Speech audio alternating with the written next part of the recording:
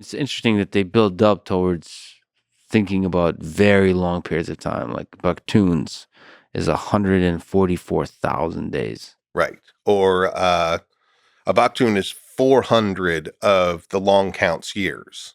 So it's kind of like our millennium. We think it's a big deal when we hit a millennium or a century. That's they have a 20-year period that they do a lot of celebrations on called a Katun, and then they have the 400 Baktun, which is the big one. That's like their millennium. And 13 of those Baktuns occurred in the creation before us. They also think that that the world has had multiple creations. They're not alone in that. There's lots of ancient civilizations who say that, but we're technically in the fourth creation. And they have a creation story called the Popol Vuh. And the Popol Vuh is clear as day that the third creation ends with the help of these heroes called the Hero Twins, and the fourth creation begins. And so on the Maya monuments, we see them doing the math through the long count, and we can calculate it back very exactly. It happened, the fourth creation started on August 11th, 3114 BC. And it doesn't say it's day one. It says it's the last day of the 13th Baktun of the third creation, which leads us to believe that a creation is only 13 Baktuns long. Right. So, and this would be the fourth creation. The calendar starts the fourth creation. But if you do the math going from 3114 BC and count 13 Baktuns forward, you get to 2012. And hence the very popular notion that 2012, whenever that was, December 21st, 2012, will be the end of the world. Right. So can you explain this? Those were very fruitful years for me. I had so many lectures around the country. That's like Garrett Morris in Saturday Night Live. The apocalypse was very, very good to me. But that is pretty interesting. So that would be, so technically it would be in the fifth. No. Yeah, technically we'd be in the fifth.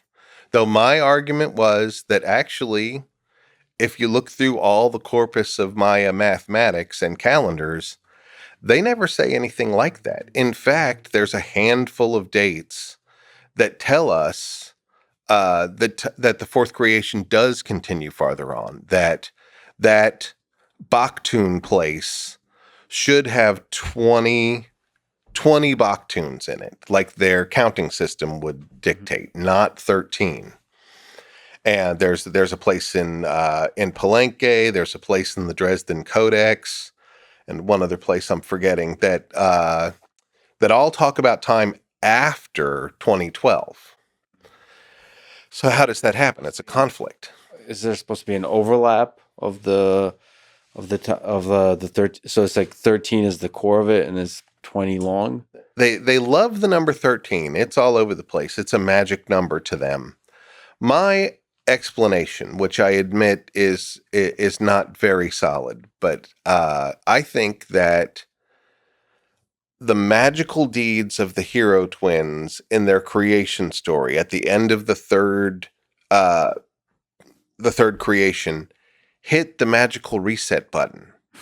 Mm-hmm. And that it just restarted time right there because of their magic. But that was not to say that the natural Baktun cycle should be 13. And there are certain texts that go way forward in time or way backward in time. And whenever they want to do that, there are higher increments than just the Baktun. Above that, there's the Pictun, then there's the Kalabatun, then there's Alawatun, and it goes on. And these are 160,000 years. Huge increments of time. Whenever they want to do that, and they talk about a long period of time, they start putting 13s in all of those increments, those higher increments. And I think what they're saying is they're making an esoteric statement about the never-ending nature of time. That's what I think they're telling us in those texts, that time goes on forever, magically. But they still had a conception that it didn't go on forever before, right? That there was other civilizations that came before, and this is the fourth creation. This is the fourth creation, and the gods made everybody. The first ones were made of mud and they melted. The second ones were made of sticks, but they were jerks to the animals. The third ones were like us, but flawed in some other way. And then we're finally made of the blood of the gods and corn. We're made out of corn, so we're perfect. And as it explains to us, the Popol Vuh does, we got it right this time. There's no reason to believe that this creation has a set duration. Well, one of the weird things is that the Aztecs, who we talked to a lot at Contact, they also had the concept of multiple creations before us, but they were real clear to the Spanish that they weren't all the same time element. Mm-hmm. Some of them were in the 300s of years. Some of them were in the 700s of years, but they were not the same time period. So our mathematical logic that if the third creation was 13, this one must be third creation also be 13. It's in direct opposition to what the Aztecs told us about the nature of creations. They're different time periods. Why do you think there was the myth of the previous creations? Did they have some kind of long, multi-generational memory of prior civilizations? It may have had some echo in the flood myths. Right, it's the same. It's the same kind of major myths carried through long periods of time.